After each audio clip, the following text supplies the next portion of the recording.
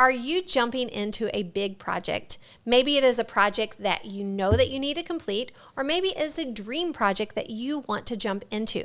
As a content creator or a busy professional, we oftentimes have these big projects come our way, but we want to be able to complete them in a way that creates work-life balance.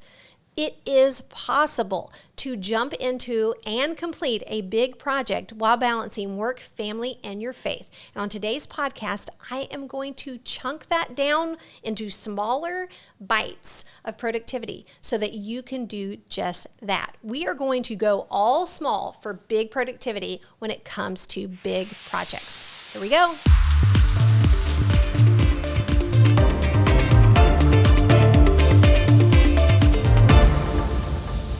Welcome back to the All Small Productivity Podcast. If you are watching on YouTube or listening on your favorite podcast venue, we welcome you. We are so glad that you are joining us here today. We are dedicated to helping content creators and busy professionals produce their content and their work while also balancing work, family, and your faith. And as always, I am joined today by my amazing co-host, Logan Rodman. The jazz hands. Hello. I'm Amber Davis, and I am a producer, a content creator, a mom, a wife, all the things, and a productivity coach.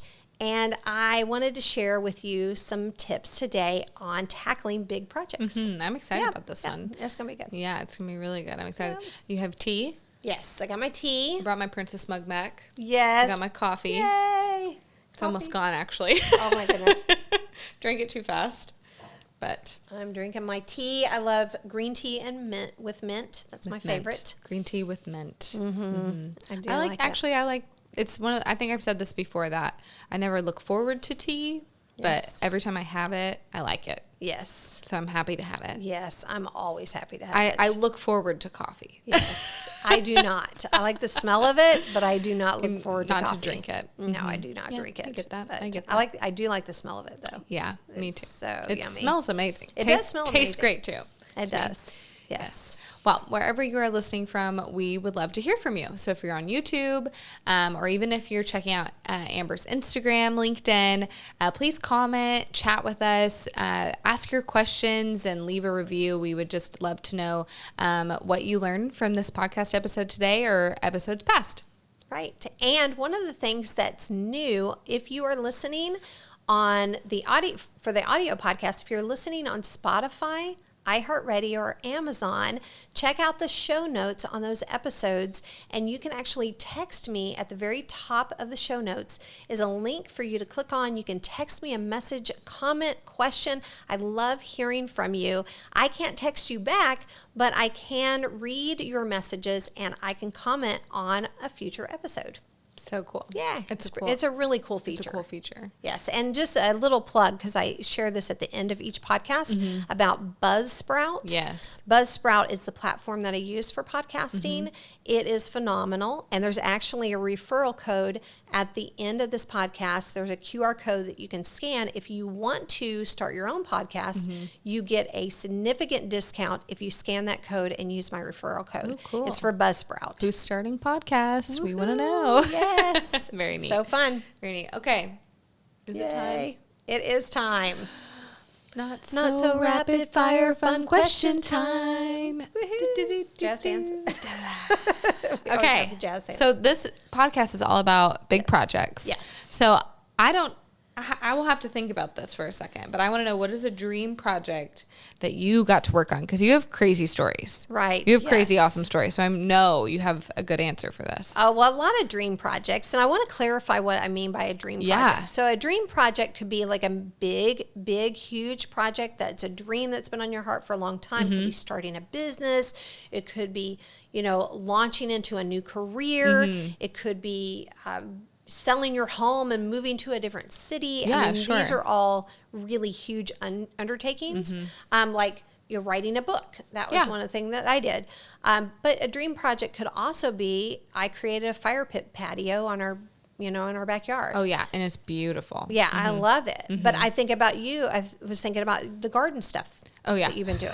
I mean, that's a dream project. the garden's not going that great. Oh no, what's happening? Well, it's interesting because everything died, but now some plants have resurrected, and I did pray over them. So I believe that the Lord brought them back from the dead. Nice. Because I have a few tomato plants that are like, maybe we might.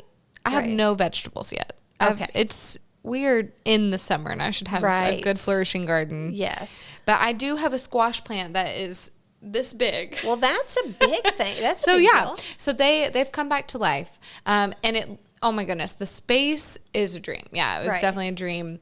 And we did it on a budget, which was really even better because it didn't cost a lot of money, but it has the look that I wanted. Okay, so gotcha. Definitely, it was. Well, that's the thing is, it's not just a garden. You have raised beds. Yes. So y'all had to create that, design that. Yes. You had to build it. Yeah. Well, my husband did most of that, but yes. Gotcha. Yeah. But then you had to figure out. But I had the idea in here. Yes. Right. I would say that. Wouldn't you say that's a dream project? I've wanted it for a few years, so I would definitely agree that it was a dream project. Yeah. So that could be considered a dream project too. I mean, it could be redecorating a room in your home could be a dream project. I mean, we are doing a major undertaking in our house. Yes. That's been going on for a story. Yes. Amazingly. So we have a huge space in our attic, and we just wanted to build stairs to go up to our attic instead of having to pull the stairs down out of the ceiling. Yeah. And my dad is amazing and very handy, and we are not super handy, but we're very instructionable. Yes. We take directions. You tell us very what to well. do. So we've been working on that project for a while. Not just the stairs. We built stairs, and then now the stairs have become a bedroom and a bathroom and an office and an attic. Storage space. So, but it's another thing is we just, take little bites, right? And we do it at a time. And that's one of the things I'm talking about today is just that's taking a dream project and making it all small. Yeah. So well, and there's so many times that there's things that I want to do, but they seem so daunting. Like they seem so big that I don't even know where or how to start. Right. So I'm sure you're going to help us with that today. Well, it really comes with all kinds of things. So it doesn't have to be a book, or it doesn't have to be like moving to another city or trying to sell your home, starting a business, whatever. I mean, it could be as simple as you want to, clean out your garage. Yeah.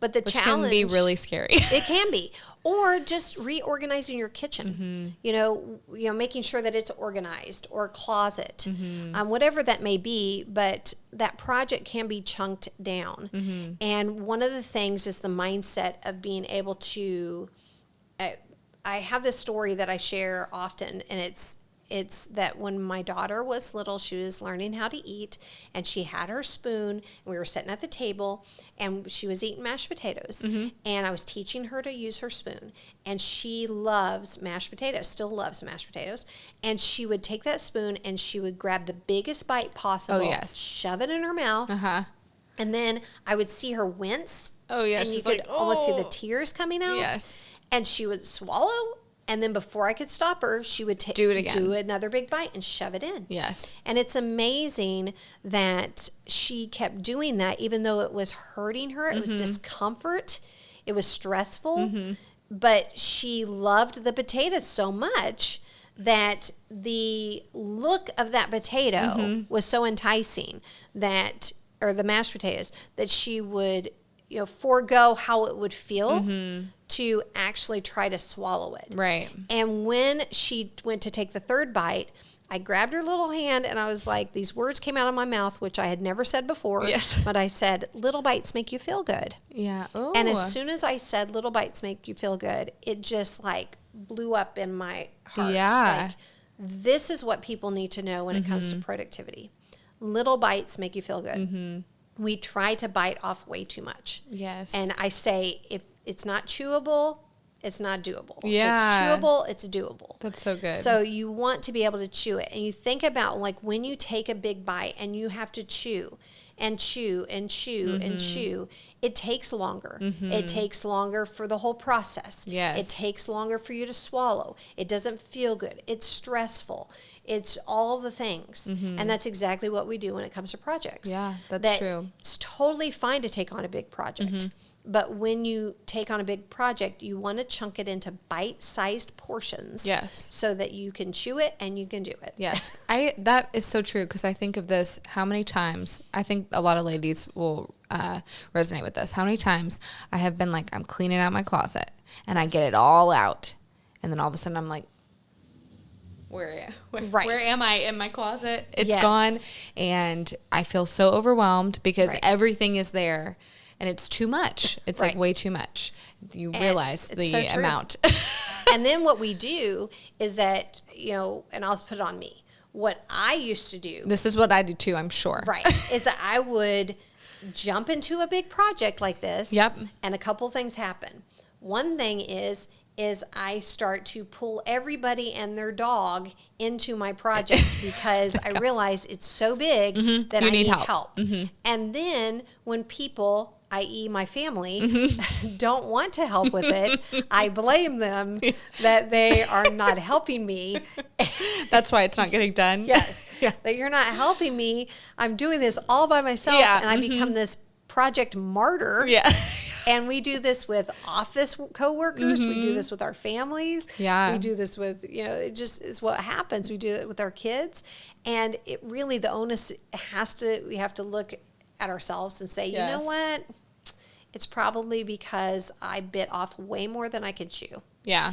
And then the other thing that we do sometimes when we pull everything out is that we start to create mini projects. And I'm not talking about chunking that project into smaller chunks. I'm talking about you create a whole nother mini new projects, right? Like you pull out, like if you're cleaning your closet, you pull out a box and it's got a bunch of pictures in it. You open up the box and then it's like, oh, it's a picture of my daughter. Oh, when she was yes. 4. Oh, you know what? I really need to create a scrapbook. And when is the next time I'm going to look at all these pictures? Yes. So then you start organizing your pictures. Oh, yeah. And that becomes a whole nother project. So you've got this whole mess of that you've pulled everything out, plus you've got now this own little project that you're working on. Your extra project. Your project on your project. And then you're frustrated because hours go by and you're still working on this. Yes. And then what happens is that then you're like, you know what, I really don't have time for this. Yeah. And then you go into, I call it, you make it too tall by adding more projects to your already big project. Right. Or you stall. And the stall is that you're like, it's like 11 o'clock at night. I'm so tired. I don't have time for this. Yeah. I mean, who has time for this? You start contemplating in your mind. People really, I mean, everybody's got a closet like this. Yeah. And then you start just like giving yourself excuses. That inner voice, you're like, I don't have to do this. You know what? This is really not that important. Yeah. Why did I do this? I could do this next week. That's so true. I could do this. And then you shove everything back in. Oh, yeah. And then it's worse than when you started. Yeah. And then you don't. And then you go to bed the next day, you feel like you didn't complete anything. Yeah. And you didn't. Yeah. I'm just here to say you did that's not true. complete it. Yeah, you made it worse. You made it worse. And how do we make it better? Right. How do we make it better? So the thing is that you really, when it comes to being able to create that, take that big project in itself, you want to be creatively specific on how you do that. I like to say the word creatively specific.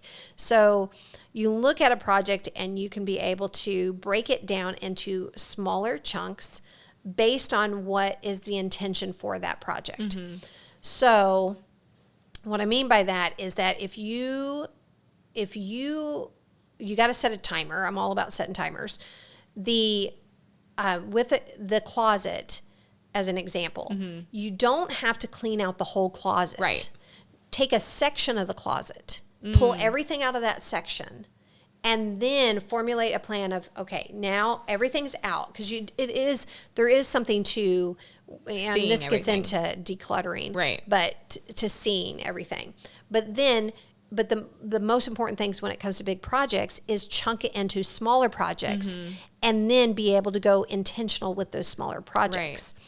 Because then it's manageable to do. So we do video production. So I'll use myself as an example. So we do video production, and we are producing a show called Nashville Nonsense, which is a sketch comedy show that's on YouTube. So funny. It's so much fun to do, and we have an amazing team. But each episode is at least 4 skits, and we write and produce and act our own content. Right. So each episode is 4 skits, and we do an episode a week. So sometimes we might have the same actors at a location that is for a future skit. So I manage that time where when I look at all the skits that we need to do over a period of time. So each season is 4, 8, 12. Is that right? 12, 24, maybe 24 episodes in a season. So then I chunk them out into, we just do 4. So 4, they're just 4, 6, 12. Okay. So there's 12 episodes in a season. So then what I do is I chunk them out into 4 episodes. So I just focus on 4 episodes. Right. And how can I get actors to be able to be at all these skits for 4 episodes. Right. Now, 4 times 4 is 16, so that's 16 skits that we've got to shoot. So I have a month to plan out shooting 16 skits, and then I can correlate the actors to be there at a certain time. So I don't look at the 24 episodes that I have to create. I look at the 16 skits that I need to create monthly. So you break it up, because how do you eat an elephant? One bite at a time. Right. It's the saying.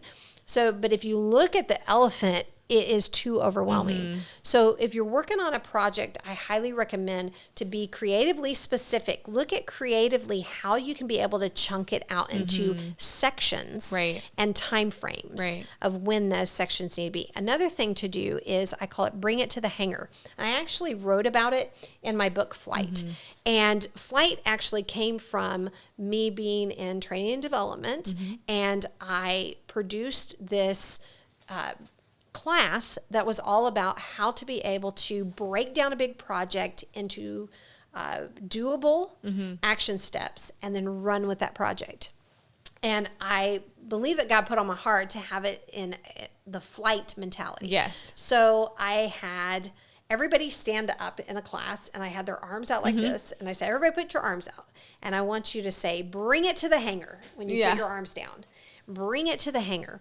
And so what that means is that you're taking an idea that you have, and we've got to land the plane. So if the idea is to create a website, like let's say you want to design a website or have somebody design a website for you.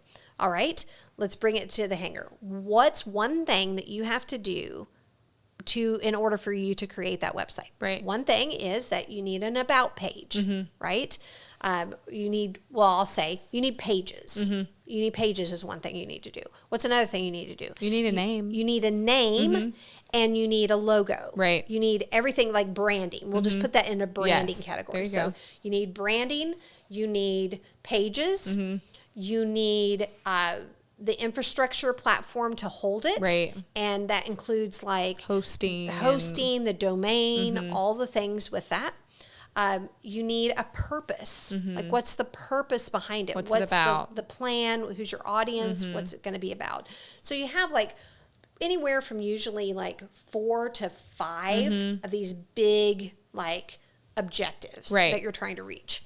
And so, and I'm putting my hand in front of the camera, but you need about 4 to 5 big objectives. So with those objectives then, okay, take one of those objectives. Let's say the pages that you have to create for your website. Now, bring it to the hanger. What's one thing that you need to do in order to create those pages? You need to write copy for those pages. That's one thing you need to do. Okay. And then you can go, okay, what's another thing that I need to do to create those pages? I need to figure out how many pages I need. Right. These are things that you do. then once you break it down from that level, I call it like the 30,000 foot level. Now you're bringing the plane down. Yeah. You're coming down to the, let's say 15,000 feet level. Now in one of those categories, I need to write copy. All right. Then it's okay. What's one thing that I need to do, land the plane, when it comes to writing copy? Well, I need copy for each one of those pages. And copy means like the words that are on the page. The paragraphs. Okay. So I need copy for each one of those pages. And then when it comes to those pages, okay, how long is it going to take me to write copy for each one of those pages? So formulate, okay, well, I think maybe like an hour. Right. Like I could write copy for one page. So then that takes, if I need 5 pages or 4 pages, that's going to take me maybe 5 hours to write those pages. Okay, now I look at my plan for the week. I'm like, well, I don't have 5 hours total to devote to that, but I can devote 2 hours over here and then 1 hour over here, 3 hours over here, whatever that may be. Right. And then you figure out how to, break that down. But the whole point is that you're bringing it to the hanger. Right. So you think about, okay, here's my big project. Here's the objectives that I need to meet on that big project. And then based on each objective, okay, how do I land the plane on that objective? Yes. And then how do I go deeper in that? And then how do I actually plan it out per week and when is it going to be due? That's the other piece, is that it's important to have a due date that you're going to complete that. That's good. And I have taught restaurant managers, district managers, VPs. I've taught students. I've taught artists this approach. I call it link actions to ideas, but bringing it down to the hanger. And that approach helps you do it.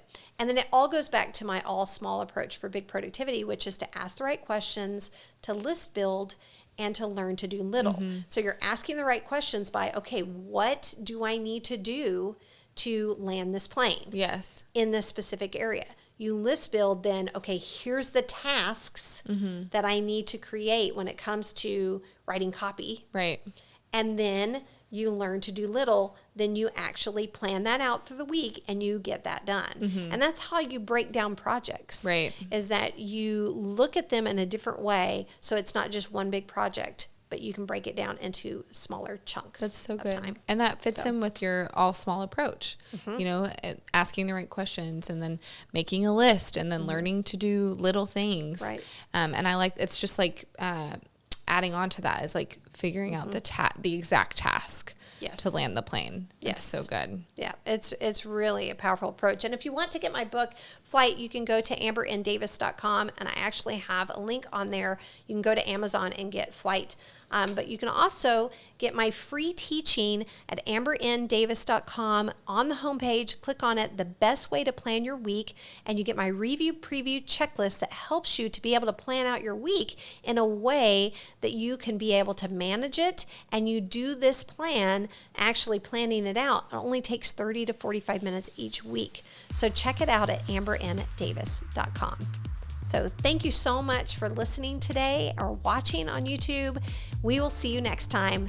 You have a great week. Bye. All Small Productivity Podcast is brought to you by myself, Amber N. Davis, using the podcasting platform Buzzsprout, which I highly recommend. Recording and editing is done by my husband's company, Dad Chavis Productions. Thank you so much for joining us today. And remember to go all small for big productivity.